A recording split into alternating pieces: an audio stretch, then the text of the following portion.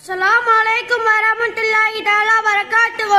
அன்பு உள்ளம் கொண்ட நல்லருமை தாய்மார்களே, தந்தைமார்களே, அண்ணன்மார்களே, அக்காமார்களே, நண்பர்களே, என்னோடு படிக்கும் மாணவர்களே, இங்கே வந்திருக்கும் பெரியவர்களே, நான் உங்கள் மத்தியில் எடுத்துக்கொண்ட தலைப்பு இறையச்சத்தின் சிறந்த 10 அடையாளங்கள். நானே இந்த தலைப்பை எடுத்துக்கொண்டேன் என்றால் இன்று நாம் பேரளவில் முஸ்லிமாக இருக்கின்றோம், செயலளவில் நாம் முஸ்லிமாக இல்லை. நாம் செயலளவில் முஸ்லிமாக ஆக்க வேண்டும் என்பதற்காகத்தான் இந்த தலைப்பை எடுத்துக்கொண்டுள்ளேன். மாறுவீங்களா? மாறுவீங்களா? மாறுவீங்களா? சட்டம் போட்டு சொல்லுங்கள். மாறுவீங்களா? சரி, வாருங்கள்.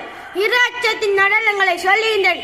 முதல் அடையாளம், இறைவனின் கட்டளைகளை எவ்வளவு சிரமம் வந்தாலும் நிறைவேற்றுவது இறையச்சத்தின் அடையாளமாகும். இரண்டாம் அடையாளம், பொய், புறம், கோல், வீண் பேச்சுகளை பேசுவதை விட்டும் நாவை பாதுகாத்துக் கொள்வது இறையச்சத்தின்